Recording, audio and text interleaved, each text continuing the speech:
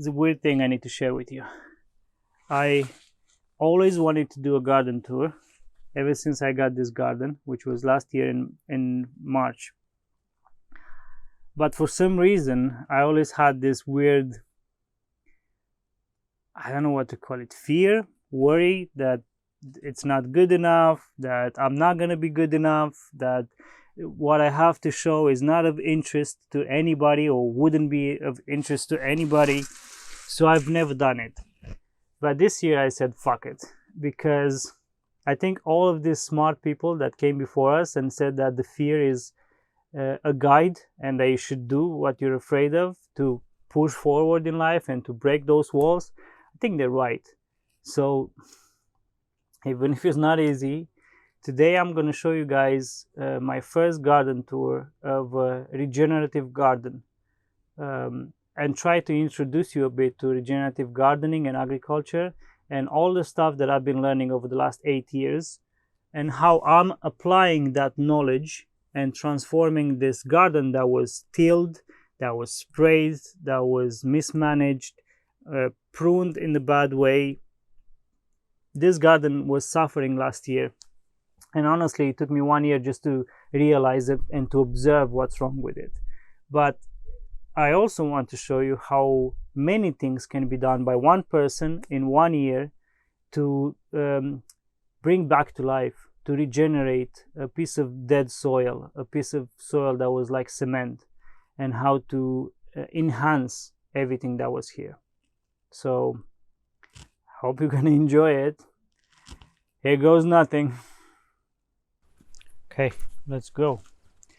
This is the majestic magic portal at the entrance, and I've allowed it to grow a lot on the inside so that it narrows the pathway. So every time I come in, I get like an embrace from the sides, from each side. I get embraced by the gate. And this is the main view when you get to the garden. I don't know why I was so I don't know, worried, afraid to show you guys this, because it's not in its final state, but the process of regeneration takes time. This is only the second year, and if you check the video from when we bought the property last year in March, this didn't look like this. And I think you should go there and watch it. Anyway, let's start. This whole archway is started by a rose bush that a neighbor donated to us because he was building his new tiny house, and this would just die, so we happily took it, and now it's growing and taking over all of this beautiful arch that we built. And the whole purpose of this archway was so that we can grow food on each side.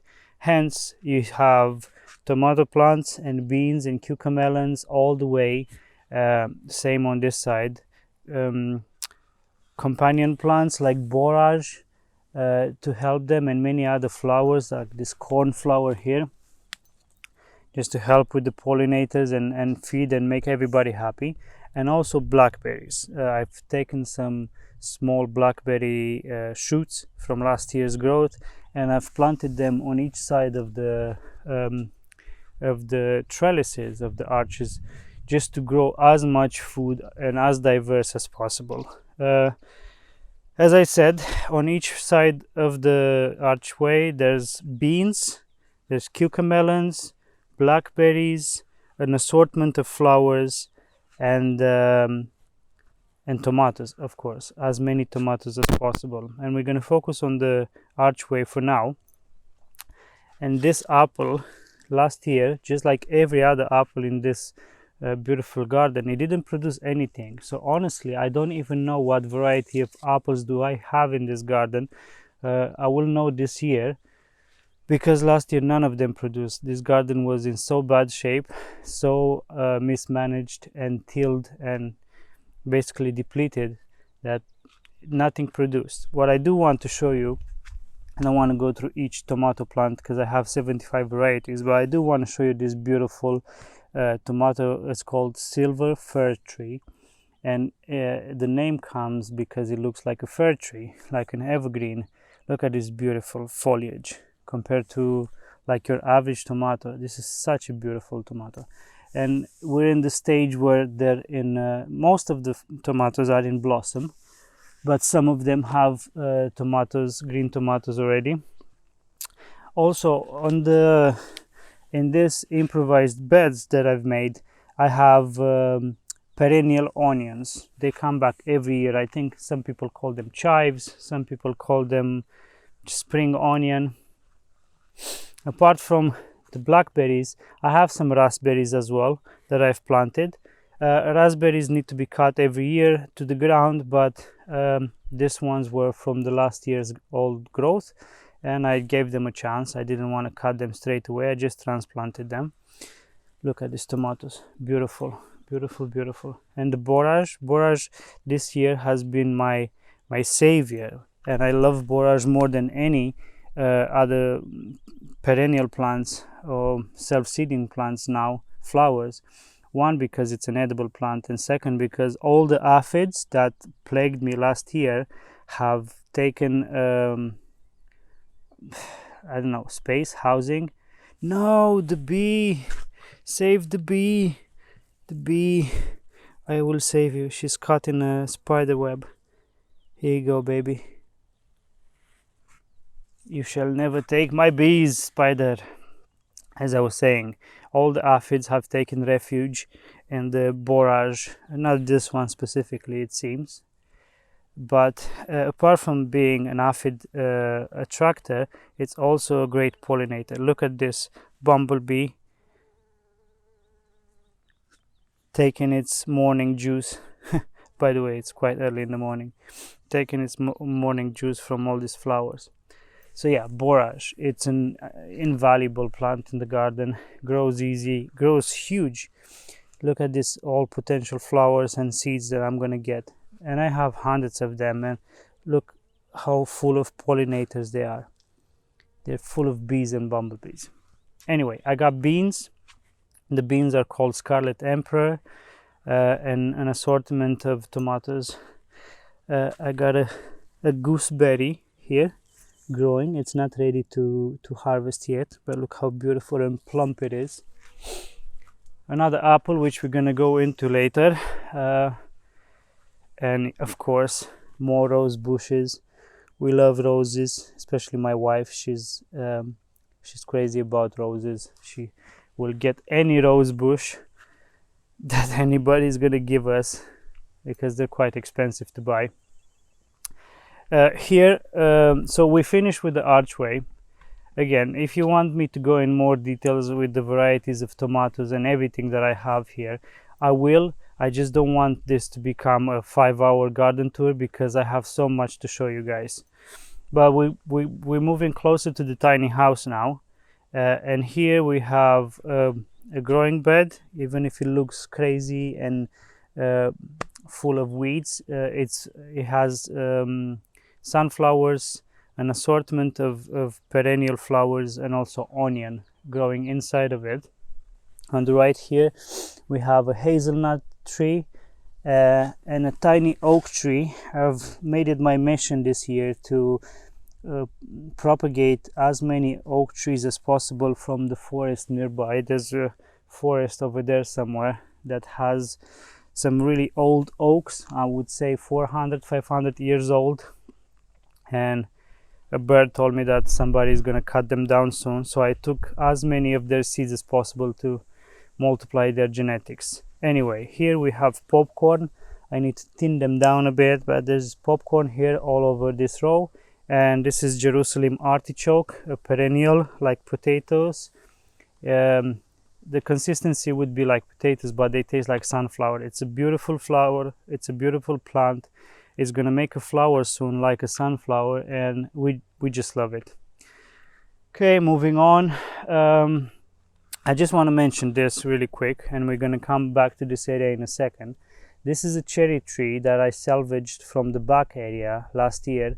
It didn't produce anything. It looked quite bad and scrungy and sad because it didn't have enough sun. It was under some evergreen trees, some spruce trees, and I just brought it here together with many other things, and I made this mini orchard into a proper orchard full of berry bushes, shrubs and small trees that needed some saving. Here on the right, my pride and joy, the garlic culture. We love garlic. Garlic is my main medicine. I try to stay away from synthetic medicines and pills. For anything that ails me, garlic. So I have a decent amount of garlic. Hopefully next year I will take a back portion and plant even more garlic, but I would say it's a month away from being harvested. Maybe mid to end of August I'm gonna harvest it up. Okay, here we have a sour cherry, and this is a flowering shrub. It's very good for pollinators. This sour cherry is not super producing because, you know, it's more like a privacy screen than anything, but I have some ideas for next year to slim it down a bit and give it a chance to be a bit more self-sufficient. Here is my wild strawberry patch, and they're starting to ripen up now. Can't wait to eat them, to enjoy them. I got some kale. Not much survived from the slug attack, but I got kale and more oak trees growing here. Hopefully as many of them are going to survive so I can transplant them and guerrilla plant them in other places to save this beautiful genetic. Okay, quick preview here. This is a perennial lemon mint. It comes back every year and is beautiful. And here are my pot tomatoes. These are varieties of tomatoes that grow well in pots. This is called window box red. Another one is called red capuchin. This one specifically is red capuchin. It's not producing yet, but it has flowers. And this heavy bearer, heavy producer, I got 2 plants of this specific one, but look at this. It's like a champion. Look at this. It's a window box red. Look at how many tomatoes this tiny plant has. And I've tried to make a hack for them. I've drilled really big holes at the bottom of each of this pot, and I've put some newspaper so that the roots can power through them into the soil underneath. So yes, they're mainly positioned in this containers, but they can dig and mine deep into the ground underneath them, so to get the nutrition that they would need extra, if they need any extra nutrition. Here is my blackberry screen. Very happy that I managed to rejuvenate it and make it brand new. I mean, look at the amount of blackberries that we're gonna get this year. It's insane. And this is just one side. Here we have one pear tree that I've planted last year. Hasn't produced anything yet. Hopefully next year. And another pear tree here, followed by a small hazelnut as well here. So 2 hazelnuts in total, plus another big one that I'm going to show you in a second. Here is like a mini nursery area where I do some experiments. I have my FPJ here, like fermented plant juice, fertility, an apple tree growing here, a huge this is one of my favorite experiments. This is a sucker. I left a sucker on a tomato plant to grow this big so that I can uproot it and then get an instant mature tomato plant, because it takes 1.5 weeks to maximum 2 weeks to uproot one of these suckers, compared to how long it takes to start a tomato from seed and get it to 1/2 meter tall. And again, more tomato suckers trying to uproot them, apple trees, lemon trees, oak trees here. This is an evergreen, the same evergreen that the arches at the gate are made of. So there's some babies, and they have survived the planting because look, they have new growth and seeds. More oak trees and apple trees here. We're gonna come on this side in a second, but I want to finish with this side of the property first. Beautiful roses, and this is just a flower patch that I have here close to the house. And look at this wild grapevine. Can't wait to get some grapes from this year. I need to prune it a bit. This is the second pruning. You need to prune it in the early stages in February before it starts putting out new growth and buds, and now it needs to be pruned back as well, so the plant can focus on growing the grapes, which right now they're quite small and puny. Of course, it's early in the season, it's just July. They ripe somewhere in October, but it needs strength to focus on those things. So I will prune this probably this week and slim it down a bit. Here are some of my other experiments, just cuttings and uprootings of tomato plants and basil and peppers. You know, I'm constantly taking suckers from all of my plants that can be rooted in water. I don't use rooting hormone just because I don't have any, and financially is not an option for me now to buy some. But there's also always something growing and evolving, my next generation, just to keep stacking them. And the tomatoes, why do I plant? I have, oh wow, look at that swarm. Wow, I hope you saw that. Insane. I keep back to the point of the suckers. I keep taking suckers from plants and I keep uprooting them because slugs keep destroying my crops, and I need to have another generation to put in straight away. This is the backside of the blackberries. The same, the abundance is insane. I'm so happy I'm gonna have so many blackberries. And just to show you really quick, we're not gonna go there because it's like a storage area. That whole the first tree in front, that's just a maple tree. But behind it, that huge ass tree, that's a hazelnut, the third hazelnut that I told you about. And it's old. I need to rejuvenate it next year a bit because it's not producing much of any hazelnuts apart from a couple of, you know, samples. Anyway, along the side with my neighbor, from here all the way there, I have sunflowers planted, and I'm trying to get as many pollinator friendly flowers as possible throughout the whole year. Of course, this is my sun dehydrator. I have borage dehydrating here, and a lot of the spent or like old rose buds from that first rose bush that I showed you on the archways. More gooseberries, and I think this specific ones, because they're more in the sun, they're a bit ahead. And look at this black currant. Oh, I love black currant. I think black currant is my favorite currant because it's sweet, tart, and coffee-like. And I love coffee and sweet and sour. Look at this, beautiful. Oh wow. It just wakes you up just like coffee. Wow. Woo. Got 3 bushes of this black currant here. Need to harvest them probably in a couple of days. Wow, they're so good, so sweet. And now we're going into one of my pride and joys of the garden, which is my tomato row.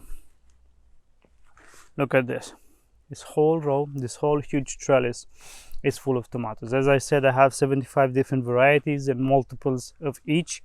Not because I'm crazy, but because I am obsessed with tomatoes, and because I want to see what will acclimatize and become happy and grow in my climate. Climate is constantly changing, so I'm looking for hardy, adaptable strains of tomatoes that I can grow. And I think this is one of them. This is called banana legs, and look how beautiful this tomato is. It looks like a freaking pepper, but it's a tomato. So yeah, this is banana legs. I'm not gonna go deep into each one of them, but they're so beautiful and cute. always I have raspberries growing everywhere. Raspberries are some of my favorite and my wife's favorite berries, so we try to grow them wherever possible. So on the right side you have the tomatoes, but immediately next to them you have a secondary row full of all kind of berries: blackberries, raspberries, yellow raspberries, currants. That's a huge aronia bush or chokeberry. This is a huge borage bush. Look at this, it's humongous. Is it full of seeds yet? Yeah, it has seeds inside. I'm not gonna harvest everything, I'm gonna let some of it. But yeah, look at this. Tomatoes, sunflowers, more raspberries. I actually feel a bit bad eating all of these raspberries without my wife. I'll get some for her as well, there's so many. This, honestly, I don't know what it is, but it was in such poor shape and looking so sad that I decided to just prune it, feed it a lot of fertilizer, like my homemade stuff, and in one season, look how beautiful. It was like maybe 10-15 centimeters when I started in the spring with it, and now look how lush and happy and beautiful it is. The mulch helps as well. Everything has mulch here at the bottom. And what tomato is this? I have them all labeled. This is chocolate cherry, my wife's favorite. Actually, this and the chocolate stripes are my wife's favorite, and I got at least 2 of each. Oh, look at them. Everything is so nice and lush and beautiful. And when you see this dark green color, you know that the plants are happy. When they're yellow and shriveled, then you know something is wrong. Either there's overwatering, underwatering. More berries. Like, this is just the beginning. I'm so excited about these berries. And this I need to show you this.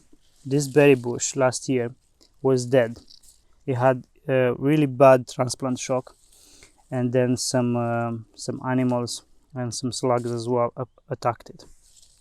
But this year it came back with a vengeance, and it's full of this beautiful yellow raspberries that I've never had yellow raspberries before. And for the first time, I cannot explain how satisfying it is to try something for the first time that you actually grown.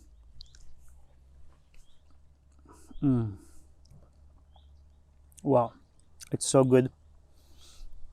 I know the color can be misleading, but it does taste like caramel. Like if you had raspberries and you added caramel on top of them. They're beautiful, they're delicious. I'm so happy. And apart from that, so this is the main bush, yeah, but this main bush, I think last year when it went into hibernation and stressful whatever, raspberries multiplied through the root systems. So all of these other plants that you see around this main plant, they're the offsprings, they're the babies of this. So by the end of September, even October, I will keep getting these beautiful raspberries. Oh, I'm so happy. More tomatoes, more raspberries. Whew. It looks cloudy, but it's so humid and hot. And that's kind of concluded my main tomato row. So this is my main tomato row. In the front, I had this, ideas this year to grow all kind of stuff here, but I decided to just let the flowers that are perennials and natural here, they were planted at some point and they just kept on multiplying. I decided to just let them do their thing. I wanted to plant corn and sunflowers and there's so much for me. Look how much there is already for me. There's 1,000 square meters. I said I can leave this just for the pollinators and just keep on adding flowers for pollinators. Anyway, moving on to this row here. This was my cucumber row, but all my cucumber got decimated by what you call it, by slugs. So then I decided to just bring in more borage and more tomato plants that I rooted from suckers. So all of this row, all of these beautiful lush tomatoes that are already producing their own tomatoes, they're suckers. They're suckers that I have plucked and that grow themselves. Yeah. And so let's take this one for example. It's already been attacked by slugs, but it's strong enough because as a sucker I always let them produce a lot of roots, then pot them and then transplant them. I don't transplant them out just with bare roots. There's also sad basil that's being eaten by by the slugs. It bounces up. Basil is a hardy plant, you know. Here I have a bit of basil that looks a bit better, and some dill. Oh, I'm gonna fall. There's flowers everywhere. I try to keep flowers everywhere as much as possible. Okay, let's go into this side of the garden. This is my growing beds, and for next year I would like to build raised beds as an extra precautionary measure against the slugs. But as of now I have a lot of empty beds because I have still a lot of peppers to transplant and other tomatoes, and this is what I do as a protection for the peppers. I use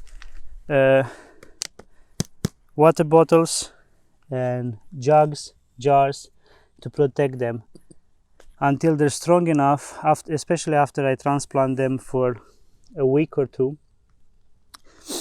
When I see that they're dark green and they're strong enough on their own, then I remove the protection layer. But before that I just leave it like that so the slugs don't invade and kill everything. More borage. There's borage everywhere. That's my secret weapon now against aphids. And just look at them, they're just feeding the pollinators so much. Here I have popcorn, salad and rocket and radishes. Now this bed and that bed were with radishes and rocket and salads. They bolted. They were early crops. We already eaten as much as we could from them, and now they're just going to seed. More popcorn here. And this is a plum tree that wasn't very happy last year, so this year, you know, I cut it down in the spring, and I think I did it's called coppicing or coppicing. I don't know how to pronounce that correctly, but basically you stress the tree by cutting it down when it's sick and damaged, and new growth comes out. And now look, it's booming with pollinators and all kind of, you have wasps and bees and you have ladybugs. It's full of life. And this is the second plum tree. Hopefully this year we're gonna get a good harvest. It seems to be full of plums, so fingers crossed. More peppers here. An empty bed over there that's gonna get filled with peppers. This is my sad attempt at growing what do you call this, sweet potatoes. I had much more shoots, but only 1, 2, 3, 4, 5, 6, only 6 survived, which still, it's good. You know, buying sweet potatoes from the shop and trying to root them, if you don't have them for your own production, it's quite hard because they bleach them. They add all kind of freaking chemicals for transportation and for preservation. So it's always a 50-50 chance if it's gonna work or not. But still, if I'm getting 5 sweet peppers this year, I'm happy. That's progress for me. Okay, moving on. We're gonna jump through another magic portal. I didn't mention this, but apart from borage, on this main tomato row, I have basil here, basil there, basil there, basil there, and dill as well. So it's basil, dill, another oak tree, trying to establish it here, and then over there, hopefully you're gonna be able to see it, this is fennel. And again, I had much fennel Oh, the smell of licorice. I had a lot of fennel planted, but the slugs decided to eat most of it. That's my solution to everything. Plant more, multiply as much as you can of the same thing, and you will have something left at the end of the day. This is, I think it's red onion and red onion over there. Empty bed for future planting. This tomato needs to be trellised. Popcorn, empty bed, onion, empty bed. As you can see, some of the empty beds, I have established them with borage, because you know, there's always something. It's good to always have something growing. If you don't have something growing, then the soil becomes dead. You need plants to cycle nitrogen. You need plants to cycle calcium, like dandelions, or you need any type of plants to put carbon into the soil and feed the microbiome. This is the whole point of regenerative gardening and agriculture. You want always to have something growing. Okay, we're gonna go on the other side now and show you my so this basically, this side is the growing beds and the annuals as well as perennials. This side is the perennial permaculture food forest aspect of my garden. So I decided to just split it, you know, permaculture, perennial, annual, and perennial. I didn't even mention that cherry tree over there. It's a sour cherry. It's beautiful, just not edible right now. It's so freaking sour. So moving on, what I've done last year, there was nothing here apart from the old apple trees that you can see. I mean, they're established, they're old. I didn't plant those ones, I cannot say that. So all of these apple and cherry trees and plum trees that are here, they're quite old. They're between 10 and 15 years old. The previous owner was so old that he didn't even remember how old they are. But if you prune them and if you maintain them, an apple tree, a cherry tree can live a lot of years. Just feed it, put some biochar at its roots, and everything is going to be fine. What I've done extra is last year I've started a nursery in the back, and I bought a lot of blackberries, raspberries, and all kind of gooseberries and currants, everything that I could find that was a viable option. I bought it and I started that nursery to multiply them as much as possible. And this spring I've planted 200 raspberries, gooseberries, and all of these things that I mentioned before here in rows. Now these rows, apart from the pathways like this, the rows are between 1.40 meters and 2 meters wide where permitted. Why? Because I put my bunny tractors in between them, and the bunnies eat the grass. That saves me time from cutting the grass, and that saves me, you know, gasoline, because I don't want to use gasoline if I don't have to.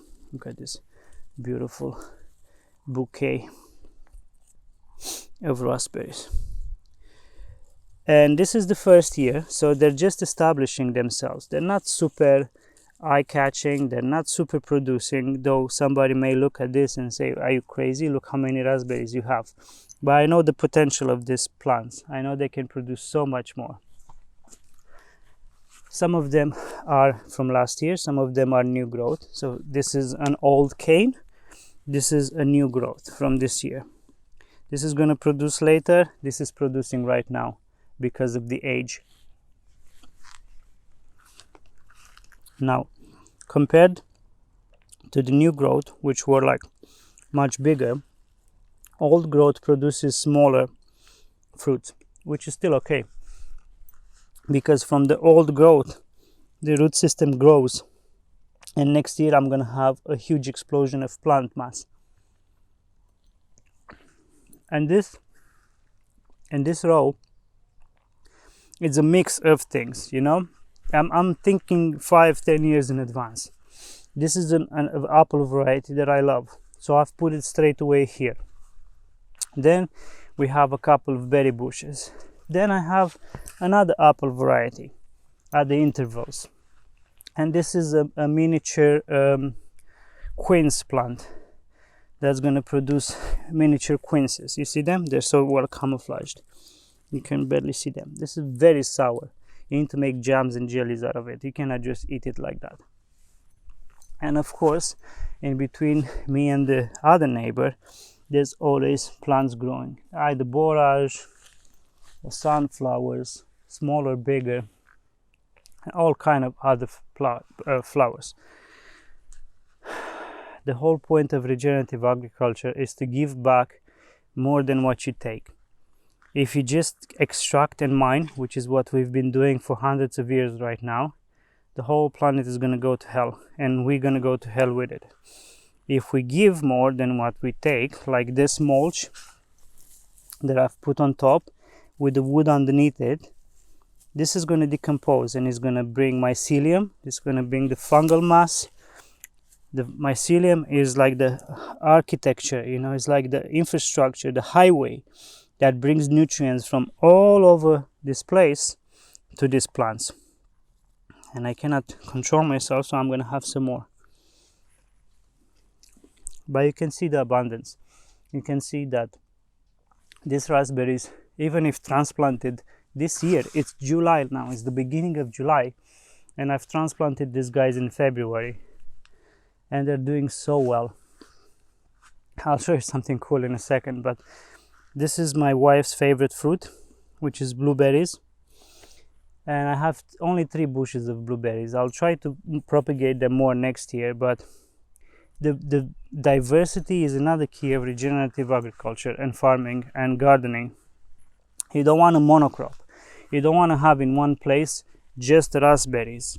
You don't want to have just blueberries. You don't want to have just fruit trees. Look at this apple. Cannot wait to actually try all of these apples and see what the heck they actually are. So going back to diversity, I have here 2 berries growing up the tree. One is a blackberry that, if allowed, is going to keep on growing as much as I allow it. So this apple tree, it's real estate at the bottom here, is not going to produce just apples. It's going to produce blackberries, it's going to produce tomatoes, it's going to produce raspberries, and everything else that I've put on these rows, you know. Of course, borage always present, buckwheat always present. Buckwheat is beautiful and amazing for pollinators. And then I have 2 tomatoes here as well. They're called Kellogg Breakfast, and it's a big beefsteak yellow orange tomato, beautiful and sweet. Why do we want so much diversity? Why do we need to grow blackberries and raspberries and tomatoes and apples and borage and buckwheat and all of this crazy stuff, plus the native perennial, like you have the native grass that grows here, and you have the dandelion, and you have the bindweed or knotweed, because you want to put into your soil here, you want this soil to have as many root exudates. So root exudates, look at this, let me get like a nice root. This is a root, yeah? Hopefully you're gonna see. Each of these terminations, each of these tips of the roots is gonna produce what's called root exudate.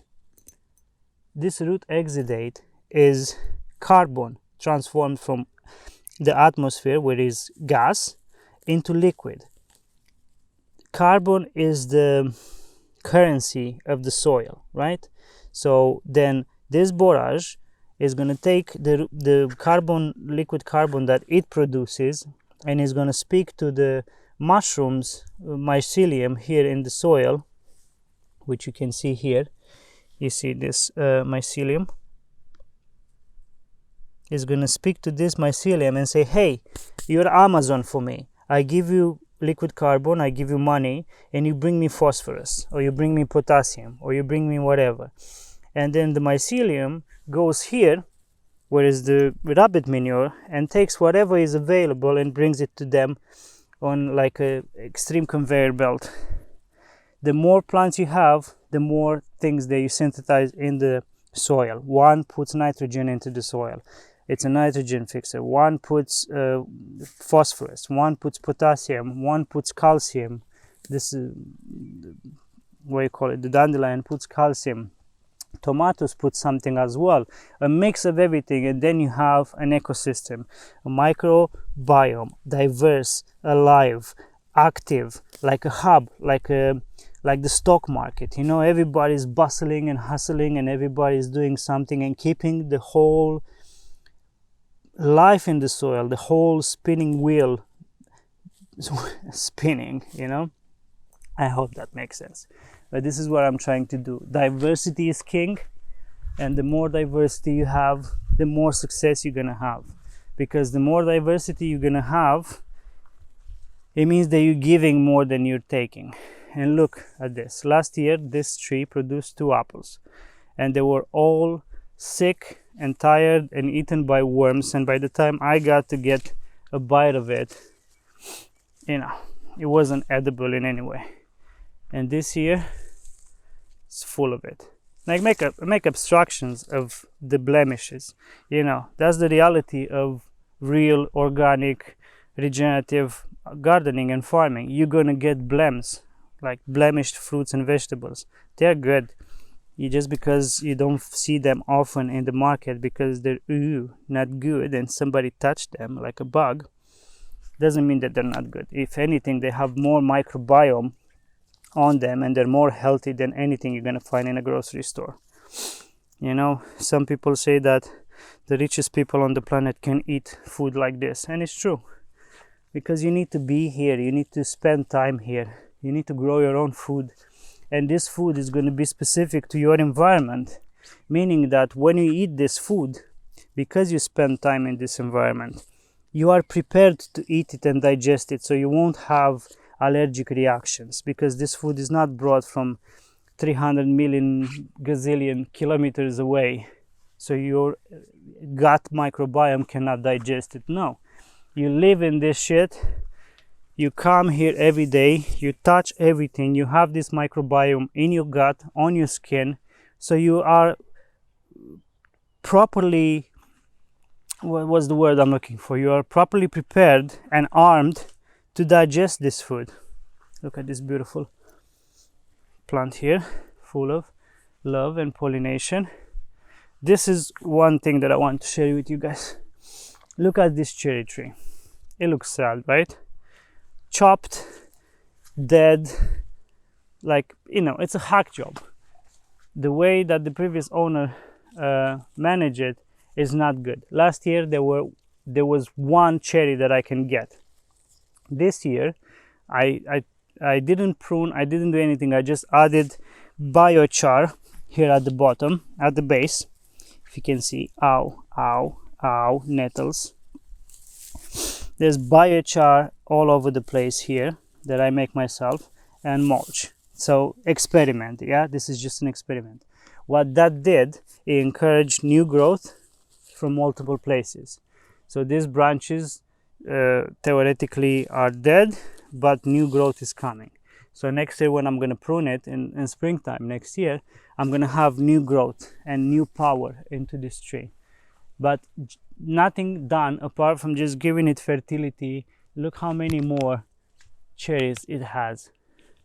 And these are sweet cherries. They're fleshy, nice, delicious cherries. Look how shiny and nice they are. The flavor is incredible. You cannot find anything like this in the shops. Look at the shape, look at everything.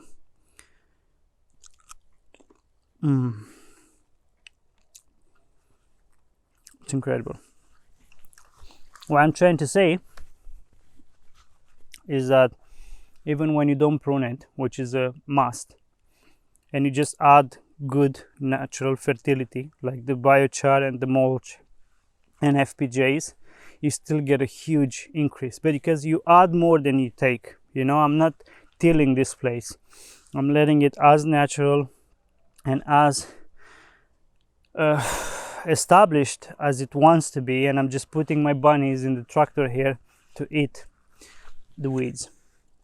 Look at this humongous guy. Look at this. Well, I'm gonna have lunch through all of these fruits that I'm just while I'm sharing with you guys. Same with this tree. Last year there were a couple of apples that were like this, nothing else, and this happens, okay?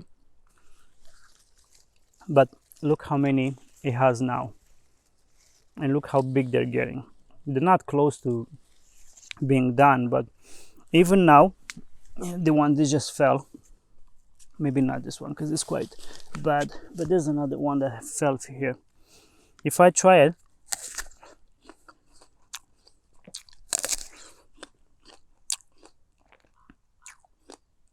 they're full of juice and sweetness.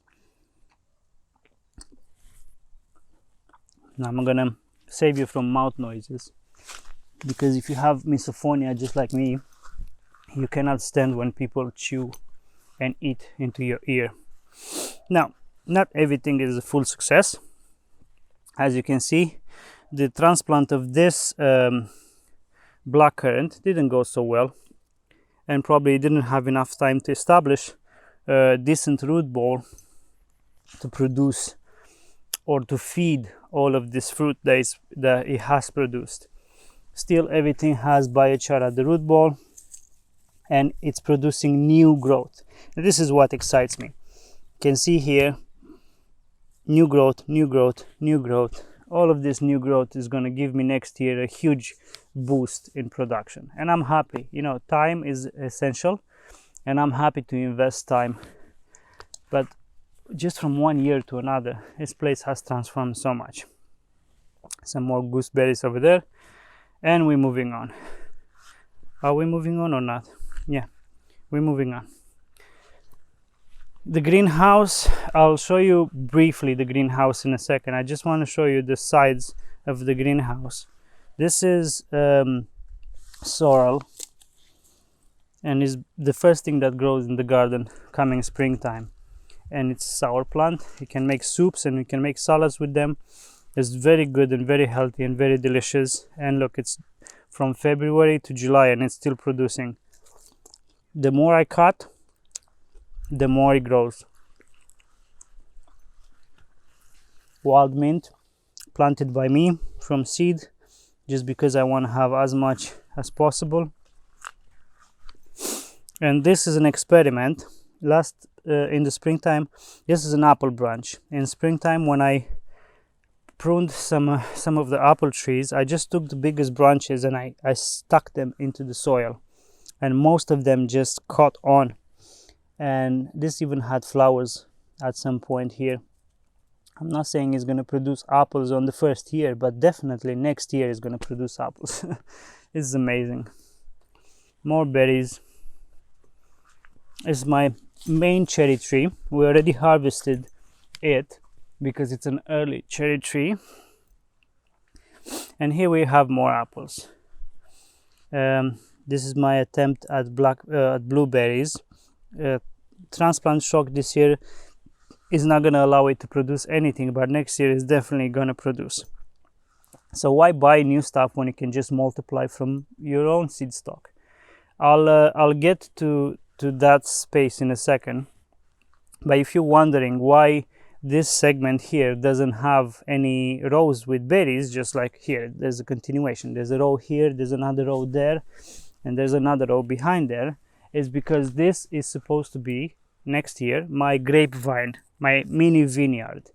And I'll show you what I've done in the meantime. This soil is not going to stay empty. It's going to still be producing as much liquid carbon as possible and as many root exudates. I just want to finish with the rest of the orchard show. Again, look, all of these apples last year didn't exist. And you have duds.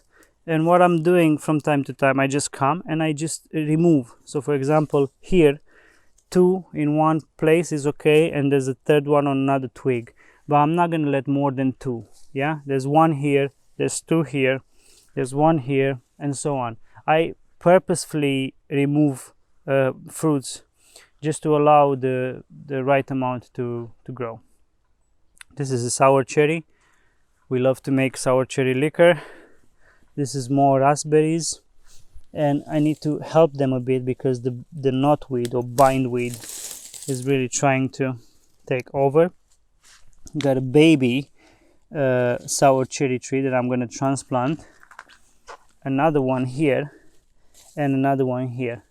I have, I think, in total around 6 baby sour cherry trees that I want to transplant in the back and keep propagating them. Okay, moving on. Squash. Got some squash here growing. And this is basically all of this furry stuff that you see here is asparagus. Is asparagus that I've planted this year. So this is my, from there where the base of the sour cherry tree all the way until the big blackberry over there. This is my asparagus bed, and I'm just building on this. This is the last year asparagus that I've planted, which I have harvested already this year. And the only way that could be possible, because they tell you asparagus needs minimum 3 years to grow and then it's going to produce for 15 years. The only way I did that is by adding a lot of biochar. Biochar seems to be something that speeds up everything in evolution. Raspberries, and another big bush of blackberry. Look at these humongous monsters. Okay, this is an experiment that I've tried this year, and this is horseradish. The thing, okay, I don't want to take away from the horseradish, but the thing about raspberries and blackberries, once established in a place, they just keep growing and sprouting everywhere. There's one here, there's another one inside over there, there's a baby coming up here. So once you get raspberries established in your garden, in your homestead, permaculture system, don't fret and don't cut them down, just multiply. Why would you cut them down? Why would you remove them? Why would you throw them away? Just move them, transplant them. I transplanted raspberries, and I'll show you in a second when we go into the back. Even now, like, I don't care, I just transplant, and if they don't produce this year, they will come back next year with a vengeance and produce like crazy. I already have established so many of them, and I started with 5 plants last year. You know, I bought 5 raspberries, I bought 3 blackberries, and like two of each, and then I went into the edge of the forest over there, and I got some wild raspberries and blackberries, and together I put them all in the nursery, so they changed genetics. And I don't know if that worked or if that's just in my head, but I want to get them as adapted as possible, because I have no idea where the genetic from the shop is coming from. Maybe it's from a greenhouse and they never were exposed to the outdoors. It gets to -25 here, so I want them to get information from the wild ones to prepare them. It's like, you know, going to a survival course with Les Stroud. Hey, this is what you need to do. Boom. Same. Okay, round finished. This is my horseradish. Horseradish leaves can be eaten as well straight away. You don't have to wait just for the root. They taste exactly the same. They're very medicinal, very healthy, and everything that grows into the garden right now is not just dual purpose, quadruple purpose. The leaves from the raspberries and the blackberries are medicinal.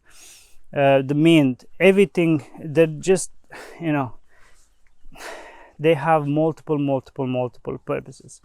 Now, what I want to really show you and preach the power of the biochar is this black walnut. This walnut, by the previous owner's words, is 10 years old. A walnut should produce even small amounts of nuts at 7 years. What I've done, because last year he had no walnuts, what I've done is, first of all, I've pruned it, so I stress it a bit. And then I've added as much biochar as I could put at the roots over there. And I've stressed it by cutting literally its roots, because I made this outdoor kitchen area together with my wife. And I've pruned branches, I've pruned roots, so I pushed it to the brim. Also, when I took those roots and those branches, I gave back more. I gave it wood chips as a mulch. I gave it the garden giant mushroom, which I spread all over my garden, and I'm harvesting the wine caps, the garden giant mushroom. I gave it biochar. I gave it all kind of fertilizers that I do here, like the bog water and human urine and everything. And this year, for the first time, look at this beautiful walnuts. And it's not just this. There's more walnuts over there. There's walnuts here. There's there. Plus there's about 30 walnuts, which is huge, from 0 walnuts for 10 years to 30 walnuts almost 4 years later than it should have produced anything, which only shows that plants need proper diet. They need proper help and nutrition, and if anything more than that, they need the microbiome to cycle that nutrition for them, because plants cannot always eat raw materials. They need something else to digest it. They need the earthworms for the earthworm castings and so on. Okay, this apple tree was suffering a bit because when we built this outdoor kitchen, we had to prune and cut. And initially we thought that we're gonna cut it all the way down, but then we said, let's give it a chance. So now we're gonna prune it in such a way that it becomes a question mark. Still, it has some sad excuse of apples here. I'm not saying it's gonna produce good amount of apples, but hey, it's gonna get strong. This is my outdoor kitchen and office. This is where I film some of the videos and where I love to spend a lot of the time when it's hot. And look at all of these suckers. This is, as I said, I always harvest the suckers. They're like 5 days old, and all I have to do is put water, top up with water, because the water evaporates in about 1.5 weeks to 2 weeks. They root up and I have new plants. Just here I think there's minimum 50 tomato plants of all of the varieties that I have in the garden, plus multiple varieties of squash, pumpkin and zucchinis as well that I am trying to propagate by water. This is a friend of mine, John, gave me the advice to not just do tomatoes, but anything that has this fur-like things on the stem, they will root into the water. Okay, what I wanted to show you here is there's always something growing. All of those tiny bushes that you see over there, like coming from the ground, they're popcorn. Then I have zucchinis. Let me get closer. Have zucchinis over there,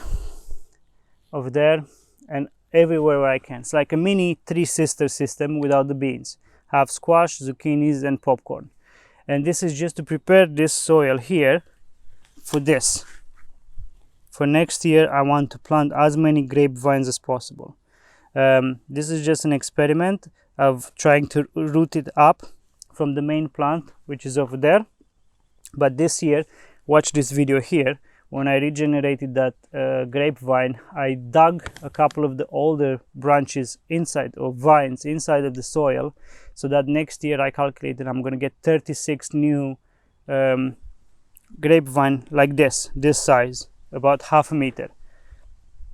And next year I'm going to get 3 rows of grapevines here, and that's going to kind of complete my permaculture aspect of the garden. So there's rows upon rows of berries, and there's going to be 3 rows of grapevines.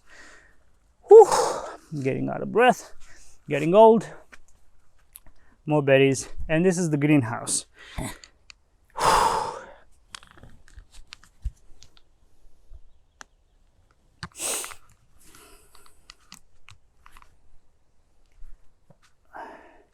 And this is the greenhouse. This is my sanctum. This is my church. This is where I come and I hear all the pollinators buzzing, all the flowers blossoming. Look at these bumblebees here doing the hard work of man. I just cannot praise enough the borage. Look at how many bumblebees are in the borage. And you know what these bumblebees are doing? As soon as they're done with the borage, they go to the coriander seeds, and after that flowers, and after that they go to the buckwheat flowers, and after that they go to the dill flowers, and after that they go to the freaking tomato flowers. Look how many tomatoes I got here. So basically I need to be careful, because wherever you see a string, there's a tomato growing. And this is just like before, this is a multitude of plants growing at the same time. It's a permaculture inside of a permaculture. You got the top canopy, you got the shrub, and you got the lower stuff. Yeah, here you got oregano going at the bottom, and if it's not oregano, it's going to be basil, and if it's not basil, it's going to be some other herb like coriander or parsley. And here you have some berry bushes that volunteered from outside. I didn't plant them. Then you got the tomatoes. Then you have the borage, which grows higher than that. Now this tomato plant here, which is being pollinated by a bumblebee now, or like that tomato plant that's being pollinated by a bumblebee now, and that one over there, this big black containers, they're called tomato trees, and I'll put a link in the description to see how they grow. They literally grow and accommodate the whole roof of a structure, and they can be perennial. They can grow forever if you feed them nutrients. In China especially, they grow this in giant greenhouses, and they get tomatoes non-stop. Hopefully I'm gonna get the same thing this year. Here is my peppers. As I said, I have anything from this size that's ready to go outside to this side. Always I have succession planting to make sure that I get the production and the amount of value that I need from my crops, just to combat the slugs. Slugs being my biggest nemesis. Below we have red cabbage, and we have golden acre cabbage in the back, zucchinis and squash and courgettes all the way here. That's one plant, that's one plant, there's another plant over there, there's another one over there, and I think I have small yellow zucchinis growing here. Hopefully you're gonna see that. It's a bit tight, I'm not gonna lie. Even for me, it's tight AF. Here I have potty bun squash. They're so cute and nice and sexy, and I love them. And yeah, tomatoes upon tomatoes. This is called gigantomo, and they should be like humongous, 2 kilos each tomatoes. Look at these ones, they're already starting to grow. Beautiful tomatoes, man. I love tomatoes so much. Below here we have mint instead of oregano, so I try to alternate, you know, varieties to get as much diversity as possible. Apart from mint, wow, the smell. I have eggplants, so there's still oregano here as well. As you can see, there's oregano growing everywhere, but I have eggplants coming below. When the borage is going to be done, I'm going to have eggplants. There's an experiment here that I'm trying with avocado next to a tomato, next to a basil plant, and of course a borage. Look at these tomatoes here. What tomato is that? Black truffle tomato. So this one is going to be black truffle, and I think based on the looks of it, that's a black truffle as well. Oh wow, I'm giddy like a freaking kid. I'm so happy about all of this stuff that's growing. More tomatoes in the back, and when I don't have oregano or mint, or I do have mint, I have Swiss chard, which is one of my favorite greens to eat. And the same like the sorrel over there outside. The more you take, the more it grows. Oh wow, the flavor. My wife doesn't like it. It says it tastes like grass. Well, okay, I'm growing coriander for her, which I cannot eat because it tastes like soap. So one should not judge. Speaking about eggplants and aubergines, whatever you want to call them, I have three varieties. I have the white ones, the Portuguese white ones. I have the Black Beauty, which is the standard, you know, plump aubergine, and then the long purple, the Italian long thin one. More Swiss chard over there, and more tomatoes growing.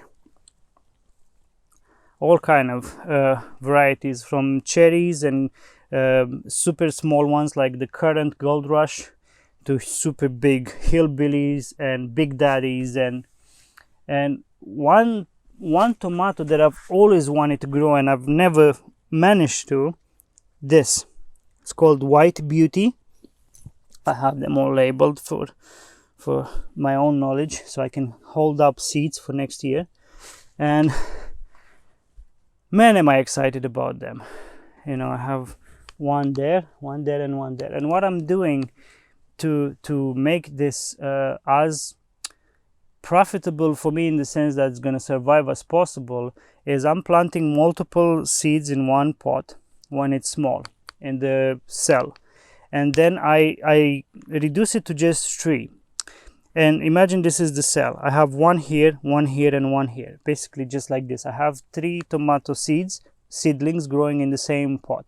Then I transplant it to a larger pot, and I try to maneuver them in such a way to distance them as much as possible from each other to make like a triangle. Then I plant them to an even larger pot to establish that root ball, and when they're at that size, I can just take some of the soil and fold it. So the root ball is going to grow as large as I can, and then when I transplant them outside, they're far enough from each other, even if they're theoretically in the same root ball, that it doesn't matter. And I water them and I fertilize them once a week. I water them more often when it's more often than that when it's hot. But wow, this garden tour is taking all the breath out of me. Anyway, more cabbage, bok choy, and more tomatoes that I've started from suckers, and they're just growing at their own pace. Dill. This is the tomato tree that I was telling you about, and look at this big juicy tomatoes that are growing. And this guy, you may think I'm stupid, but this guy, I've put him in the door so I can spread him all the way and just let him shade up some of the plants, because in this greenhouse it gets really hot. And look at this beautiful butterfly. What are you doing here? Are you going to pollinate some stuff for us? If yes, thank you. If not, still thank you. You're so beautiful. Okay. Now, if you're wondering why the fuck do I have sunflowers growing in the greenhouse, it wasn't my intention. Last year when I was curing my sunflower heads here, probably some of the seeds fell on the floor, and this year I got 3 sunflowers that just volunteered. So this is the first one, that's the second one, and that's the third one. I don't mind. Diversity for me is the most important thing. And there's more zucchinis on the bottom over there, and they keep on growing everywhere, and life is beautiful. And I really hope that you guys are gonna do the same. Again, look at these peppers, they're ready to go outside. So many things that are here that I just cannot show you because it's a jungle. But what I'm gonna do is all of these 75 varieties, when they are ready to be harvested, when they're ready to be eaten, I will make a video just a show and tell. I don't know, a taste flavor, a flavor taste, a tasting of the harvest, whatever you guys want me to call it. Let me know in the comments. And I'm going to sit down and I'm going to take you through all the tomato varieties that I have. Yeah, because it doesn't seem fair to tell you that I have 75 varieties of tomatoes and then just pass through them like there's nothing. But there's so much I still need to show you, and I don't want this video to be 70 hours late. How long has it been? 1 second.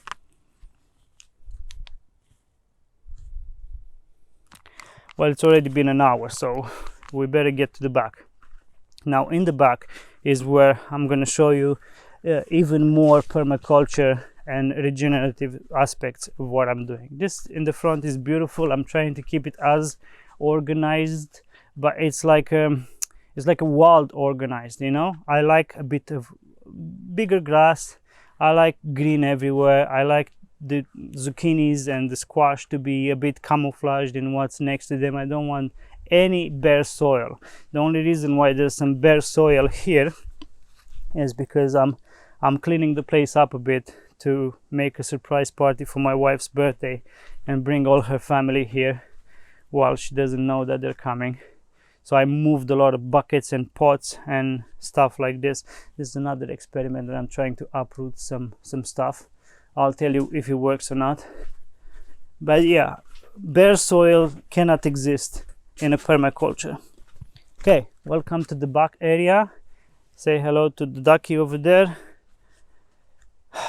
Some experiments here, I'm not even gonna mention them because they failed. Basically, I tried to grow as many zucchinis and squash and pumpkins here as possible, but the slugs just decimated everything. Here is the big kahuna. This is my sunchokes, my Jerusalem artichokes plantation, and the same rules apply. You cannot just grow one thing. So I have Jerusalem artichoke growing everywhere in this DIY bed, and then potatoes next to it for variety. This whole fence, I've transplanted raspberries and blackberries, so they look bad, they look sad, they look dead, but I promise you, this shock is going to make them bounce. Either this main plant is going to bounce back and produce somewhere. I will have, just like last year when I've done the same experiment, and I will have fruits all the way until November, or it's going to shoot some new plants from below like this one, and this is going to produce. But look, this one was transplanted 2 weeks ago and it has fruits. They may not be the biggest fruits, but they're fruits. Whoop! And this whole row, I've built it this year only to get, this is blackberry, only to produce as much edible landscaping as possible. This is going to multiply on its own, all of these raspberries, and here is going to be another of my nurseries. Every place where I've planted raspberries and blackberries, that's a potential nursery. Here I have 2 sour cherries. We love sour cherries. And here there's a plum tree as well. This plum tree needs some love and attention. Needs to be pruned a bit. But still, look at this sea of sunchokes. I started with 1 kilo. Last year in the springtime, I started with 1 kilo of sunchokes bought from the shop. Then last year, in the winter, they're ready to be eaten after the first frost. It makes them a bit sweeter. We took out, I would say, about 30 kilos. So from 1 kilo, I got 30 kilos. In the springtime, apart from everything that I couldn't harvest because it was just, I don't know, too deep, or I just couldn't find, you can never get everything out, I planted 5 kilos. So I'm expecting 3 times the amount of last year, so close to 100 kilos of Jerusalem artichokes this year, because I have them here and I have them in the front as well. So whoop whoop. Apart from that, here in the back, I will try to make this whole, I tried to grow stuff last year here. It's too shaded and it's too, I don't know, nothing wanted to grow here. So what I'm going to do is listen to nature and just plant as many berry bushes and raspberries, and this is going to be a mini food forest of just berries, because berries grow into the shade of the forests, and only proves that this stuff that I planted last year, all these raspberries and blackberries and berry bushes, they're doing very well in the shade and they produce all year round. Now the regenerative aspect that I wanted to show you guys is all these willows. Last year, again, if you watch the video from when we moved, all of this wasn't existent. I have, I think it's called miscanthus, which is a watery grass that grows over there like a privacy screen. I got blackberries and raspberries all the way on the edge to hold the banks from collapsing, because the banks are very, very sensitive, and we get these floods here a couple of times a year. And then I planted all of these willows, different varieties of willows. So for example, this is the classic willow, and this willow here, I think it's called the pussy willow. This one flowers early in February, late February, so it gives pollinators that wake up then something to eat and to go through. So I have this and this. I have 2 of these pussy willows. I think they're called pussy willows, I don't know. This whole fencing area again is full of raspberries and blackberries. But what I'm trying to say is that the willows they're so easy and beautiful to grow, because all I've done is cut a branch from the main willow tree and I just stuck it into the ground. Nothing else. I didn't uproot it by water, by rooting hormone, nothing. You just stick it into the ground and it grows like crazy. And because it grows like crazy, it keeps through its roots, it's going to keep this whole bank from collapsing into the creek. And I have them everywhere. Well, why am I planting so many? Well, because willow is a medicinal plant. You know, aspirin is derived or extracted from willow initially. Salicylic acid, I think, was the name of it. So yeah, this is a Cornelian cherry, I think. I am not 100% sure. I planted so many things that I'm just gonna have to wait for it to go to fruit. Now this whole creek is full of sediment now because of the flood, but before it was empty because I keep extracting this mud and putting it on my growing area over there. It's like the Nile River flooding the banks in springtime. God Happy was in charge of flooding the banks of the Nile and bringing fertility to the Egyptians. So I just learned from the ancients, and I'm extracting that mud with that bucket and I'm putting it here on my crops. And this is the second generation of beans and squashes. The first generation was killed by the slugs. And you know, I use mulch, and I use this mud as fertility and as mulch. Got sunflowers as a wall here, as a wind wall, wind barrier, and then here the never missing borage, and experimenting with multiple types of mulches, chop and drop. All of these weeds, they feed my bunnies, and I just chop and drop them. Then I have composted oh wow, look at this. Some oaks want to grow. Okay, let's give them a place to grow then. Here, get some moisture. Sorry about this. Commercial break while I plant some oaks. Now, you may think that this is a crazy area and it's full of weeds. Well, I love weeds because, as I said before, the weeds, the more diverse amount of plants that I have into the soil, the more amount of nutrients I'm taking from the sky, from the atmosphere, and putting them here. You may not see it, but there's sunflowers, squash, beans, borage, zucchinis. There's corn for the animals. There's 3 rows of potatoes here. There's another row of corn here. And then again, there's beans, squash, broad beans, garlic. It's insane, I know, but it's a bit of everything, and that helps. Now, what you may not see is the future. I do see the future. And the future is this. And the future is this. And the future is this. So again, on rows, apart from the sunflowers and the broad beans, we have here apples, and we have hazels, and we have cherries, and we have red hazels over there, and we have more cherries over there, and walnut, and so on. So in this insane mass, a jungle of greenery, there is the future growing right now. Transplanted cherries and apples and hazelnuts and walnuts, a variety of fruits and fruits and nuts, because you cannot eat just fruits, and you need fats, you need healthy fats. Hence the nut and the seed production, in the pumpkins.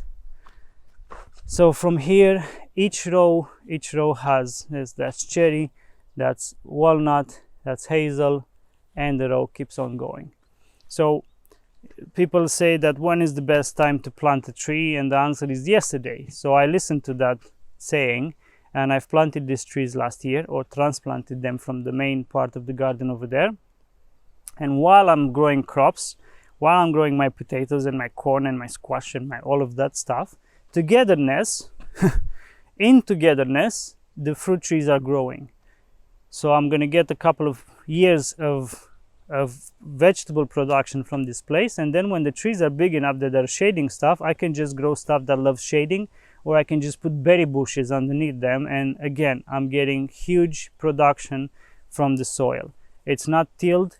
It hasn't been tilled since we acquired this property. This place here specifically was dead, was cement, was tilled so badly and so sprayed with all kind of shit that we wouldn't grow even weeds, and that's something, because weeds grow everywhere. But anyway, it's transforming, and what I'm trying to tell you, that regenerative gardening and agriculture can switch from dead soil to huge productivity that I have here. I have 1, 2, 3, I mean, anyway, there's about 20 plants, cash crops, that are growing right now here, that I'm going to get benefit from now, annuals and the perennials in the future. And all you have to do is to stop the disturbance, don't till, don't dig up, and keep adding. Add compost, add manure, add the mud add the fertility of the creek if you have it, and everything is going to be okay. Last year when I planted this willow specifically, which I need to prune and plant in another place, it was, what should I say? It was the size of this branch here, and look at it this year. It's like tripled in size. It's insane. I love willows. Again, all of these berry bushes, and something that I encourage everybody to get if it grows in your environment, get some of this red hazelnut. It's beautiful. It's a beautiful ornamental, and it produces hazelnuts. I mean, what more do you want? Freaking bindweed. It's everywhere. It's a shame that I need to find something to do with it apart from just fermenting it with water and making fertilizer out of it. Anyway, with the neighbors, I have this miscanthus growing. My neighbor actually gave it to me, and in the future it's going to look like that. You'll have a forest of miscanthus, like a protection wall, a wind barrier, and also hello ducky, and also a privacy wall. And this thing, when it dies in the winter time, this cane, it's like what's that Asian plant? It's like bamboo. You cannot eat it, I think, maybe I'm wrong, but it's a good thing to build structures. Look, my neighbor has, that's how it looks when it's mature in the winter, and you can build trellises. It's a good source of woody material. This all is old miscanthus that you see over there on my neighbor's backyard. Moving on. Raspberries. I think you're sick of my raspberries. I've shown you so many raspberries. Mint, you know, all of these places here, even if I cannot grow necessarily crops because there's this insane amount of weed pressure, even more than that, and the bindweed is the worst one, I can still grow mint, berry bushes, the willow, all of them medicinal, all of them healthy, all of them multi-purpose. This is my biochar operation. I'm constantly making biochar, and this is some fermented leaves from the forest, trying to bring some mycelial networks from the forest into my garden, some forest mushrooms. Red currants. Look at this insane abundance of red currants. Are they ready? Let's see.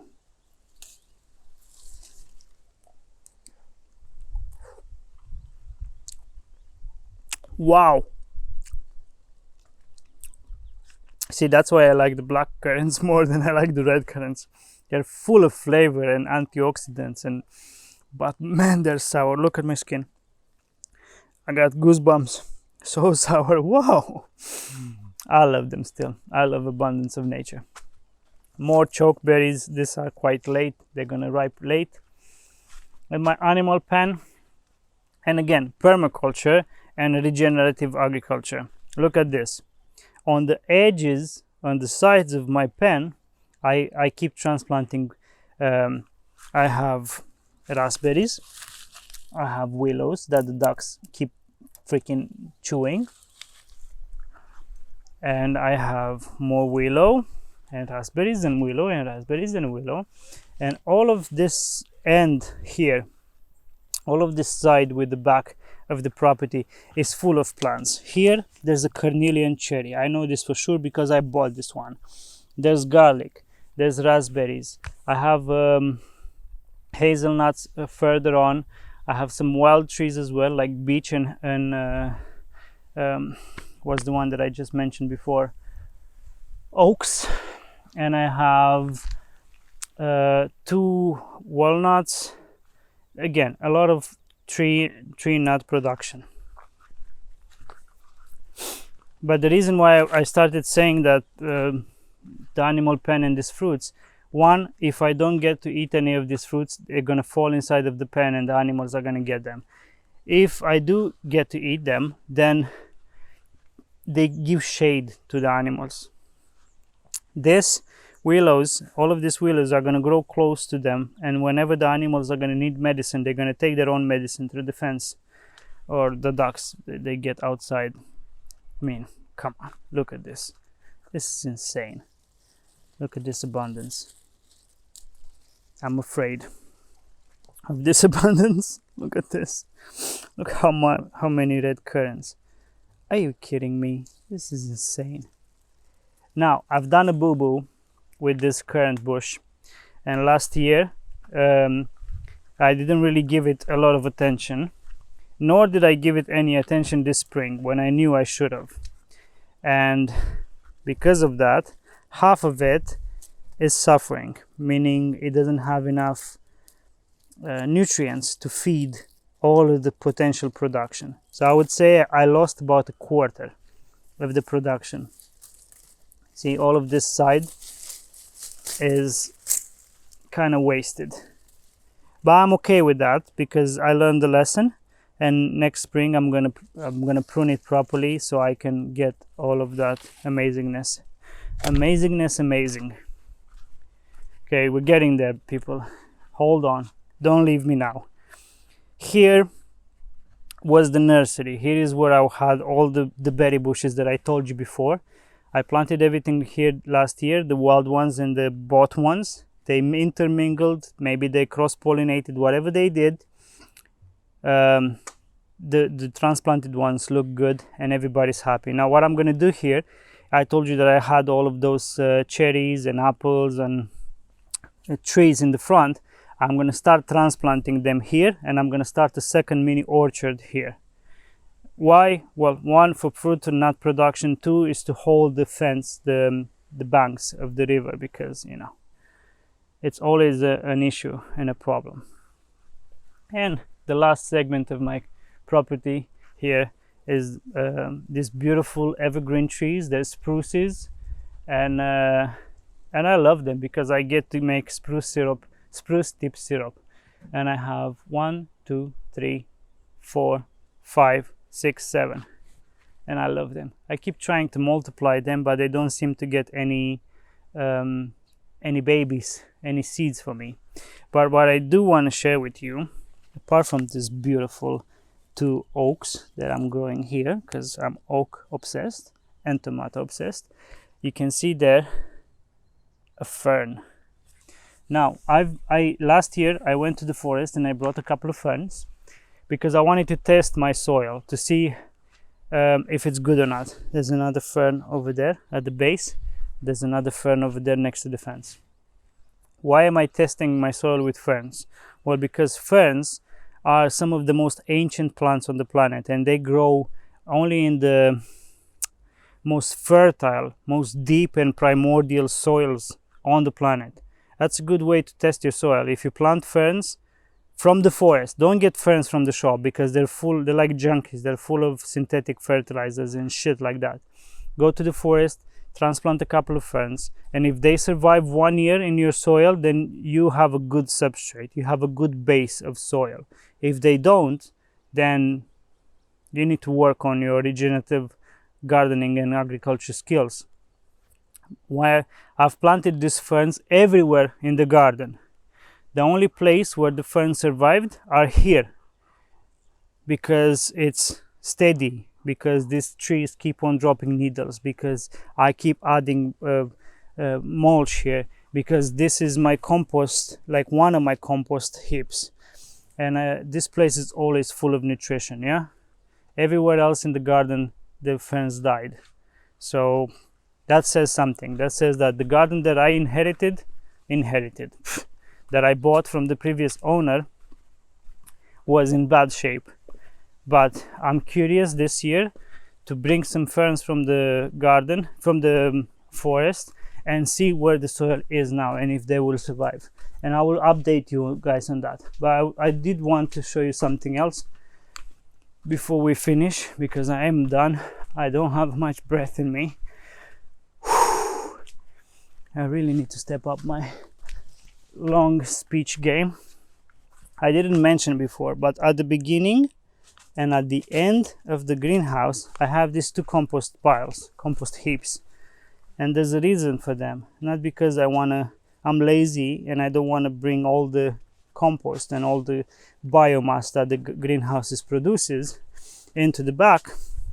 It's because I want to build these heaps for winter. This is one of my ideas. I want to keep this greenhouse hot in the winter, or heated in the winter, so I keep producing food for me and my family, and I heat it with the steam or with the heat from the active compost piles. And that's it. And I will stop talking now, and I will tell you some more goodbye things, but that's it with the show, with the first garden tour that I've ever done on this garden. Oh wow. And that was it.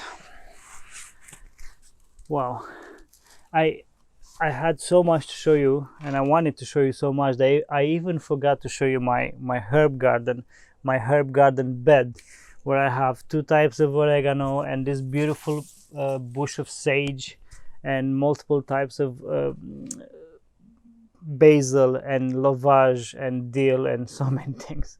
I just forgot, and I'm not gonna put the camera back on and show you guys. You're just gonna have to trust me and trust that in the next garden tour I'm gonna show you this beautiful garden bed. And this sage, I started it from seeds last year, and look at this perennial, by the way. It just comes back, same as the oregano and the mints and many other beautiful herbs.